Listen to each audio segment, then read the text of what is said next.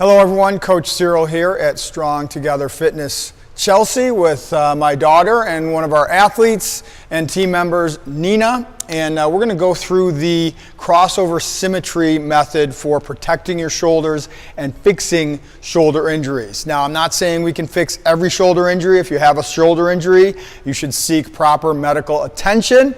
However, we've fixed tons and tons of shoulder injuries, and more importantly, by doing this, you can prevent most shoulder injuries. Now, occasionally you're going to get that shoulder injury.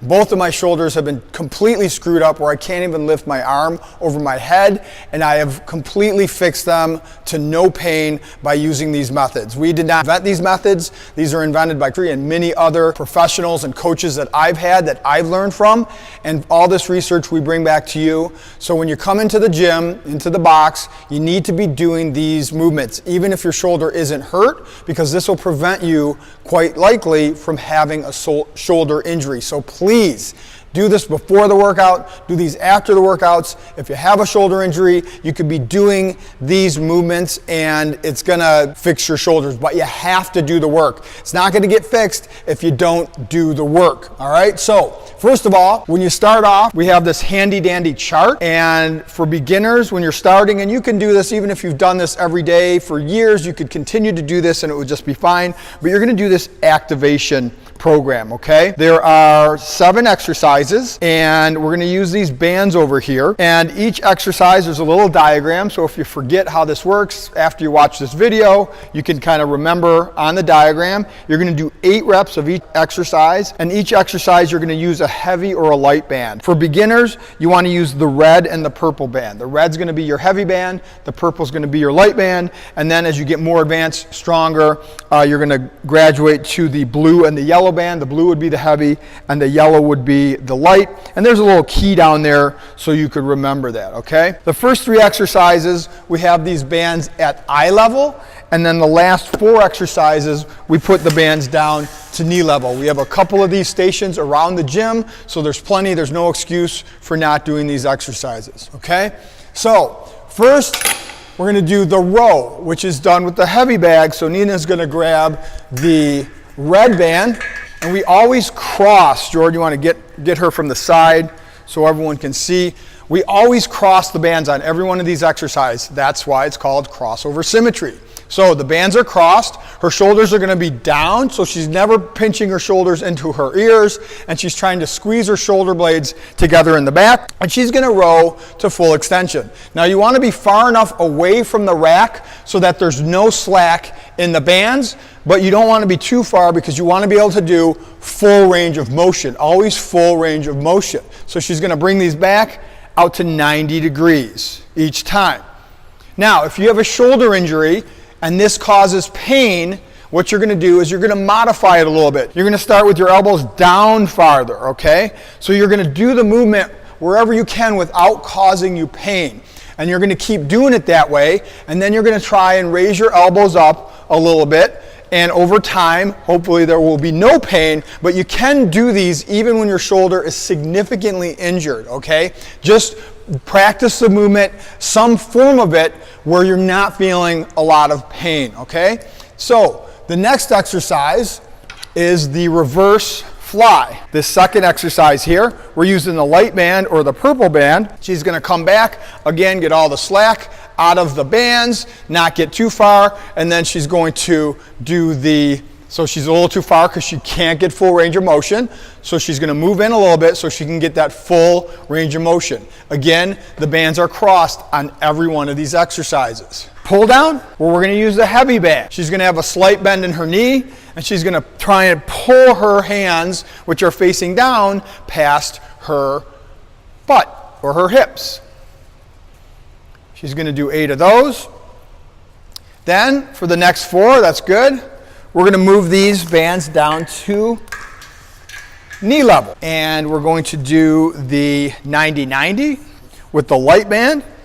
So she's going to grab that purple band, bring her arms to 90 degrees internally and externally rotated. Again, this causes you pain because you have a shoulder injury. Bring your elbows down a little bit. And just do it so where there's no pain, and then over time, move up till you get the actual full range of motion in the movement. We're going to try and keep our elbow in the same spot. Everything else is moving, but the elbow staying in the same spot. That's the challenge. Good. Next, we have the scaption. So she's going to grab the light band again, and she's going to face away from the rack, and she's going to come up with her arms up straight.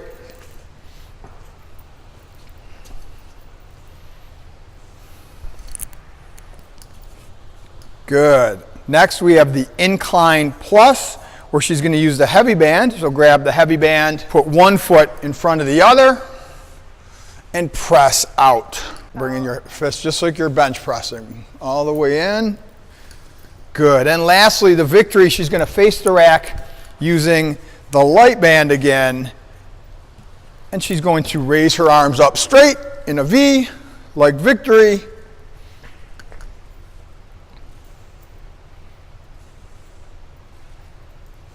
Good. All right, that's using the bands, okay? That's the first part. You can do this before any workout, after any workout. You could do it by itself if you have an injury.